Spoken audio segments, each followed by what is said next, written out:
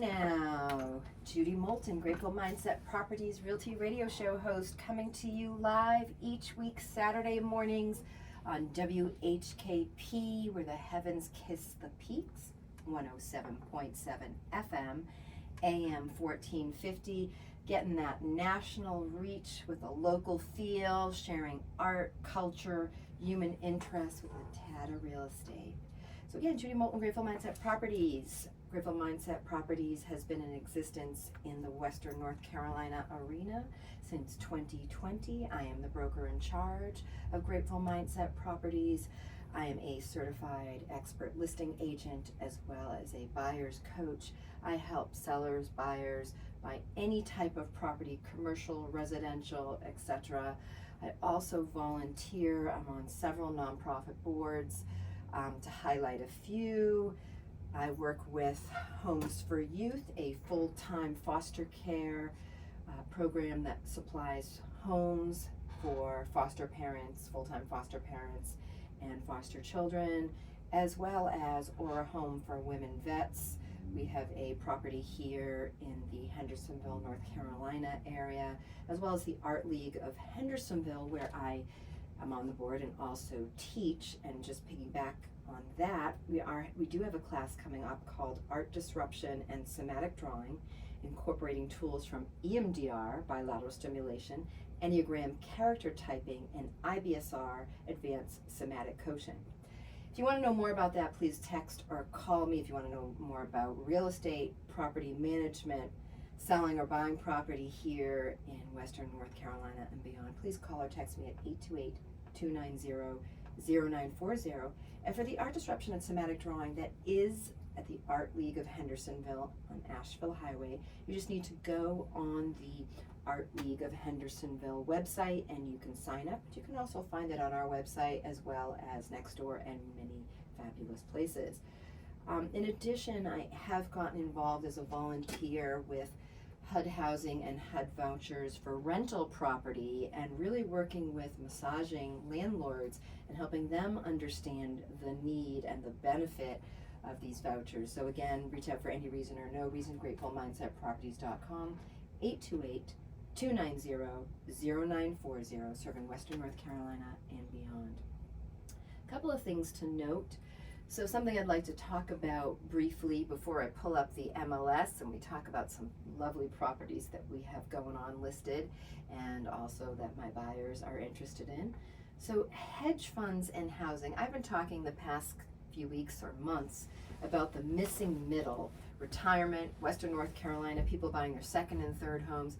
But one of the things that's happened across the United States, there is new legislation that is proposed to take Wall Street out of the mass market and those that are affecting the missing middle. And when we reference the missing middle, we're talking about the $400,000 to $450,000 property, which is across the United States, which is what's considered affordable for some, certainly not for all, but that those hedge fund folks that have money that they want to supply or apply and buy some of these properties and then rent them or do whatever they want to do with them, that affects us, the folks that want to buy a home and live there, want to work there and just can't find it. So, something that I'd like to talk about too, when you're looking at retirement and you're looking at reinvesting and you're looking at experimenting and serving others, for example, because I have a servant's heart, because I'm a retired clinician, behavioral health trauma specialist for 30 plus years, former clinical director, as many know. Hence why I'm doing somatic art disruption, bringing what was once in the mental health only arena, bringing it to the mainstream. But anyways, retirement and reinvesting. The two most important days in your life are the day you were born and the day you found out why you were born, right? So life is about purpose, finding your purpose. And you're going to hear in a few moments from my special guest of the week. My spotlight guest of the week is Executive Director Lauren Wilkie. She is a proud servant for the Safelight program here in Western North Carolina. So you'll hear from her in a little bit, so please stick around. But let's go back to my tangential jumping around, as those who know me and follow me do. when we're looking at reinvesting and we're looking at being of service to others, many individuals spend their lives chasing the definition of success. Whether that means having a lot of money, getting a promotion, owning a business, raising a family, or investing your money in a giving way. Talking about the missing middle, talking about retirement, prosperous gifts that you can give to your family members, your legacy property. But what about learning something new? You know, what about things we talk about? I remember when I was in my 20s, my 30s, my 40s, etc. I won't tell you how old I am. I realized that many people do not know what drives them by the time they hit retirement. Unique talents, gifts that we internally possess, like me doing this radio show each week. This is a gift that I do to serve the public, PSAs, public service announcements, allowing nonprofits to come on at no charge so they can share the gifts that they provide our community. One of the wonderful reasons why we live here. But anyways, so believing in what drives us, finding a purpose, experimenting in life, remembering that everything is a yet. I haven't yet done this. So listening to the show and saying, you know what can I do? Can I look up Give Directly, a worldwide program that gives funds directly to people in need could be in Charlotte, North Carolina, can be in somewhere in South Africa. But one of the things that we have found in terms of giving directly to someone is the best thing that you can do, because that could help them as a preventative measure not be homeless, not have to live in a shelter, not lose their home. So maybe living with significance in your retirement, finding ways, to give back, maybe buying a house for someone. You've got enough money to share the wealth. That's a way to live with significance. Anticipating your future and some funds that you might have left over that you can give back locally, globally, whatever that means. I've got many suggestions, and I'm sure Lauren does too when you listen to her in a few moments, but reach out for any reason or no reason. Judy Moulton, Grateful Mindset Properties, giving in the best way that I know how. 828-290-0940, gratefulmindsetproperties.com. So let's look at interest rates right now. We're still at 6.1 for the 15-year, 6.5 for the 30-year. Obviously, you can buy down the rate. There's many gifts. There's things out there I can help you with, and I'm sure if you'd love to know more, I've got I believe in the power of three. I've got local lenders. I've got lenders that are not in the local area, but certainly know the area. I've got things that I can talk to you that are helping in terms of down payment resources that we have on the Canopy One home that serves Western North Carolina, South Carolina, Georgia, Virginia. We've got a wide reach, and I can help you in any of those areas. So right now, there are a few coming soon. We've got several new listings. We've got some price increases, some price decreases, and back on the market. Some of our featured listings here in Hendersonville. There is a 1-story, 3-bedroom, 2-bath for only $369,000. It's about 1,300 square feet in the 28792 zip code. Also in Hendersonville, a 3-2 for $397,000. 2,000 plus square feet. I will tell you, these homes do need some work. They are not move-in ready. There is a little bit of work that is needed. Typically that 400 plus is more move-in ready, but you might need to do some painting or what we call a refresh or remodel in the general contractor's world. But these properties do exist. Just reach out and I'm happy to help you with that. Now, if you're in the luxury market in Brevard right now, we've got a 3-2 that's just under $2 million at 2,100 square feet. What's considered luxury in Western North Carolina is anything above $800,000. In Buncombe County, anything over $1 million. Again, if you want to know more, just give me a shout. So I'd like to bring on Lauren. I'd like to hear more from Lauren Wilkie, and I'd like to hear more about Safelight and the programs and the wonderful things that are going on. Lauren, what would you like to share today? I'm so excited to be here. As you were talking, it reminded me a lot of my career working with so many different nonprofits and housing. I'd like to start there since we're coming right off a talk about housing.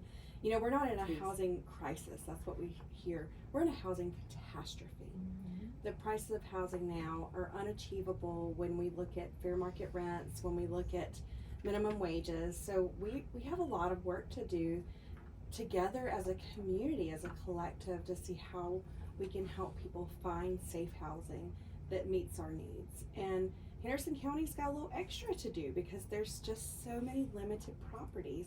I will say proudly, there is, through our North Carolina Coalition Against Domestic Violence, there's been a lot of work to bring some rapid rehousing dollars, which is a federal program through HUD, Housing of Urban Development, which I've worked with for over 10 years for homelessness. But there's a pot of money for those who've experienced domestic violence. And so being displaced. That's obviously where Safelight comes in. If you're not familiar with Safelight, obviously they help. Yes, we serve any survivors of violence, abuse, or exploitation. So what we see in our county the most is that taking the form of domestic or family violence, sexual assault, child abuse, elder abuse, and human trafficking. And so we serve over 1,200 individuals a year.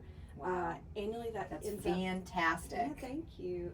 But sad that we have so many. Yeah. It's gone up about 40% since 2018. We do target a lot of that through COVID, the added stressors, the added needs for mental health, the increased amounts of abuse that occurs from that isolation of being at home and lack of resources.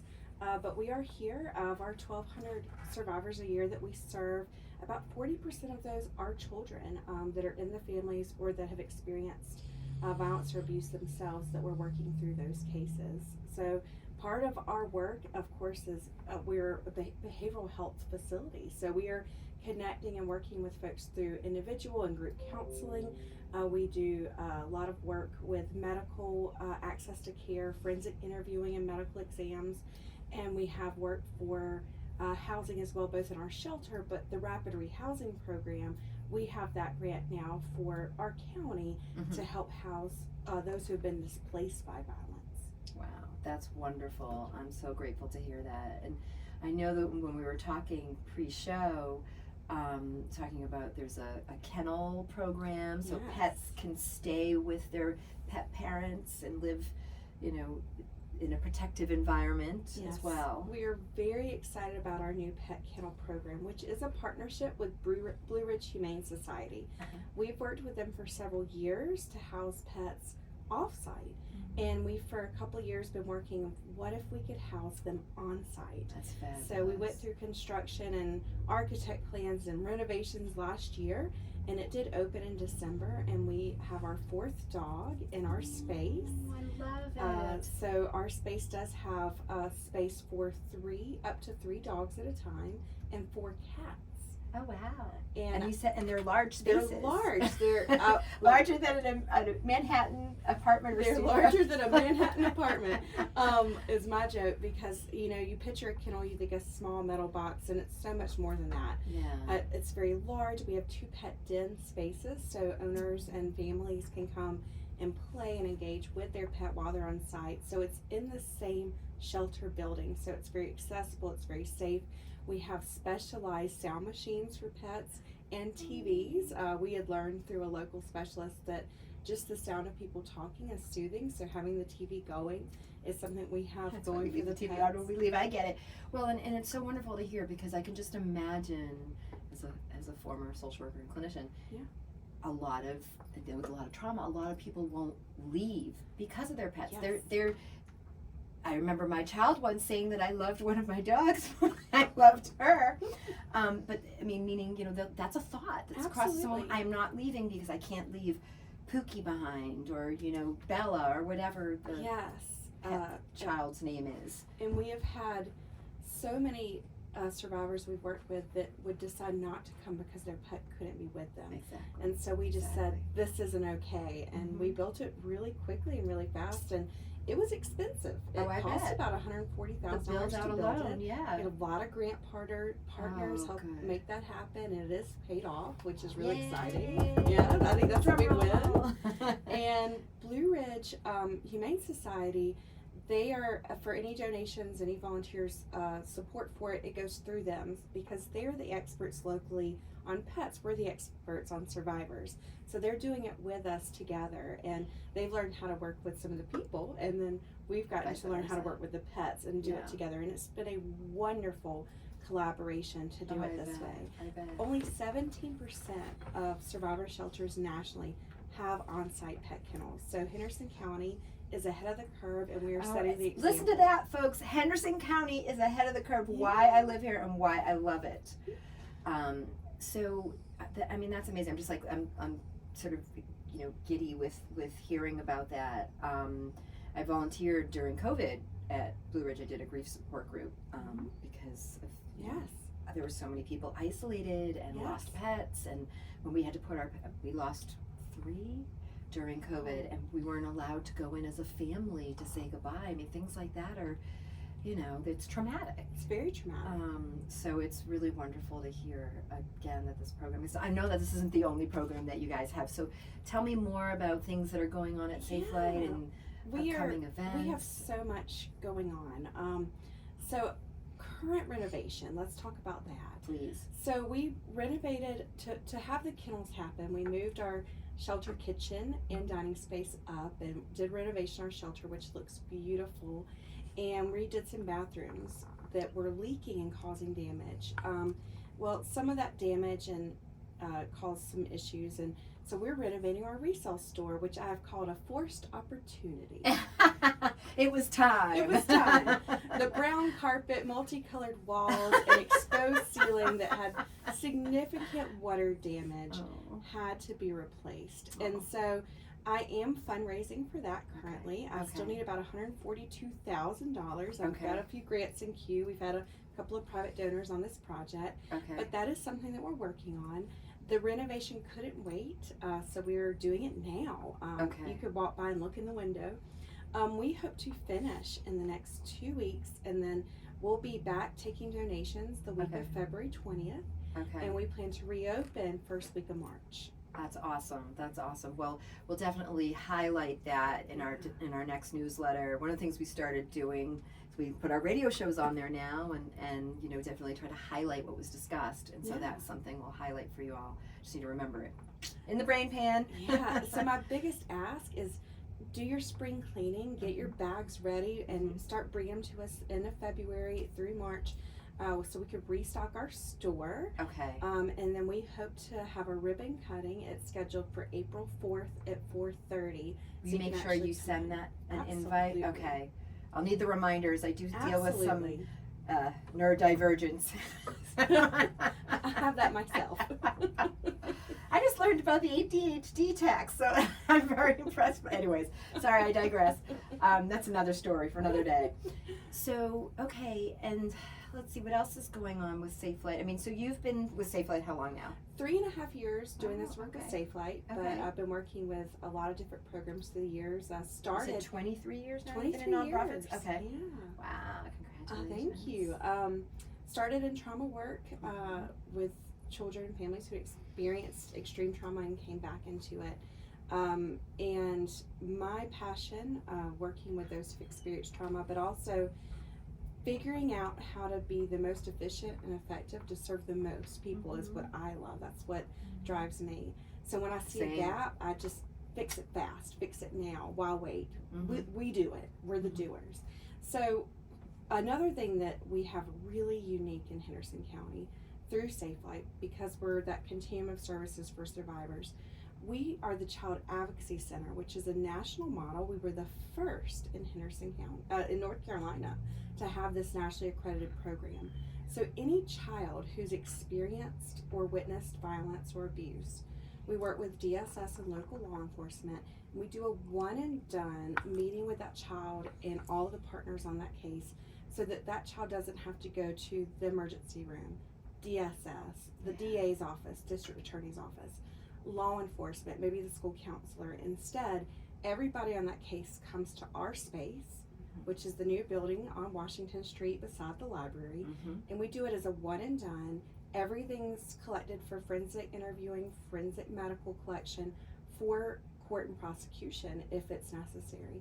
And so again, taking that child away lowering the from stress and just you know, it's its own form of trauma. So to have that, and that's really nice. It's to hear. very unique and it's amazing.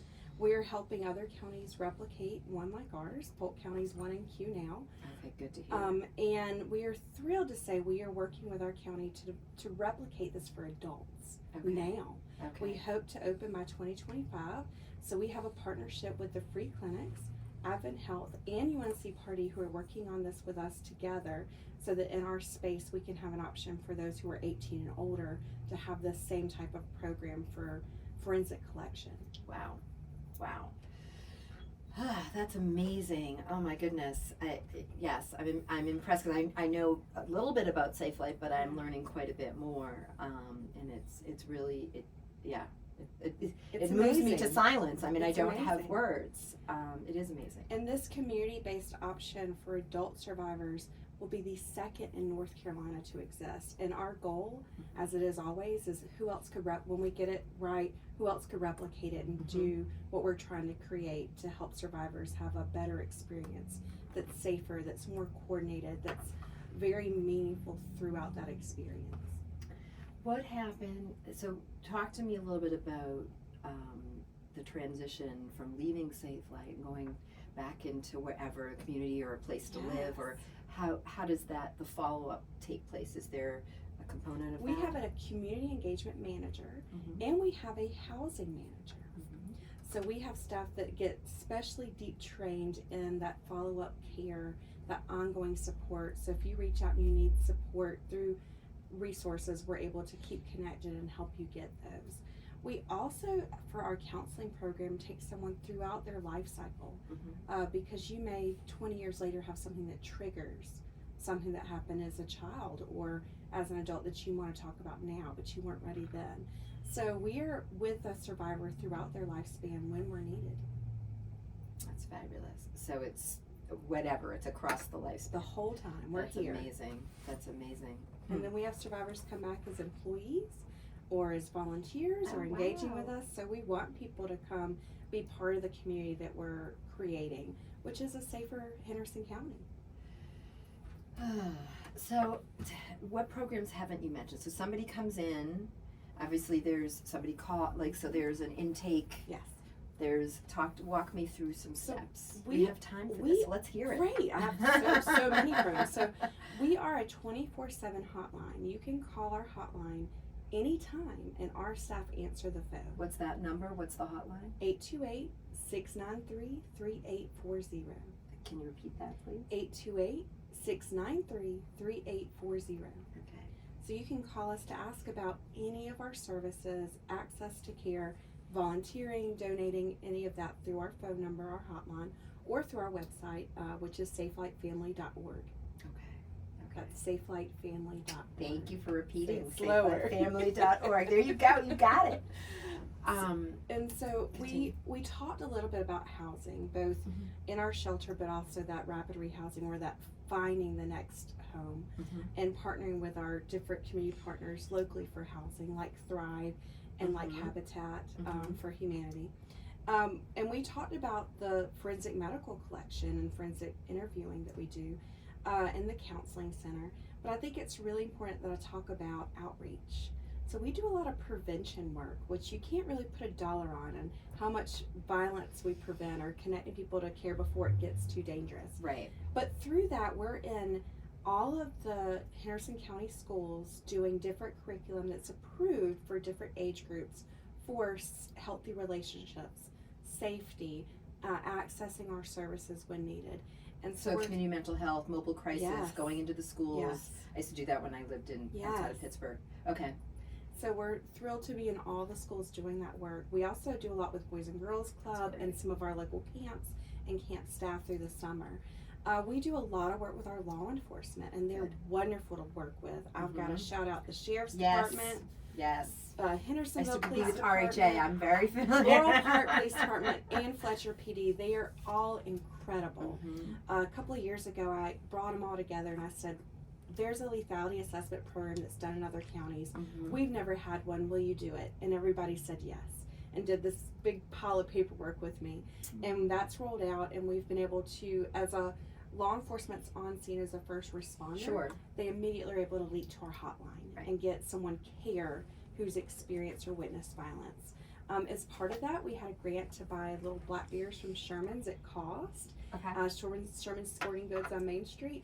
And we That's put over awesome. 300 black bears in every law enforcement's hands Aw. and closets for them to store and have in their cars. Oh, that's sweet. So any child they feel that needs one, they can give one. So obviously you're familiar with RHA, so is there crossover connection with that? Because when I worked with RHA, we were the first responders, and part of that behavioral health or mental health component that was needed.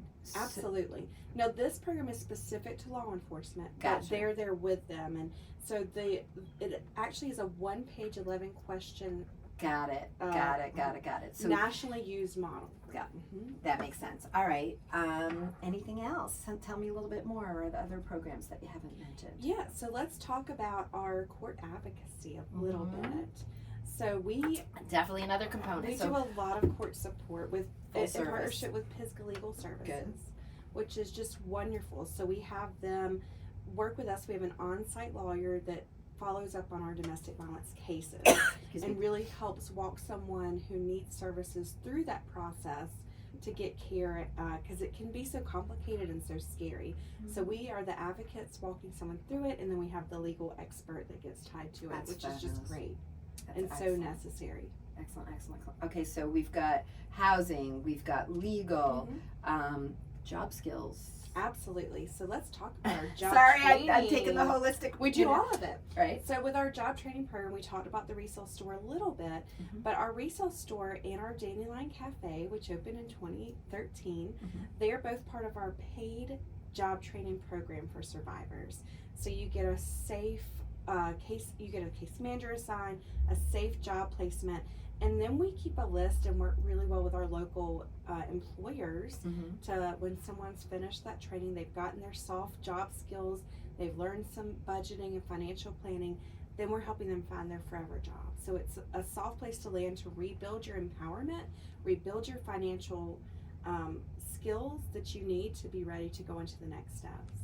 And then you get donations in the resale Absolutely. store and food so for interviews, and so you got everything that's needed. So from the beginning to the end, it is covered. And I love seeing our clients get excited about. So any of our clients get vouchers to shop at our resale store for items they need, and they just go in and shop, and no one would know otherwise that you're a patron for our store. But when I get to see someone we've served get dressed up for an interview with items they found, it's just wonderful. I got you.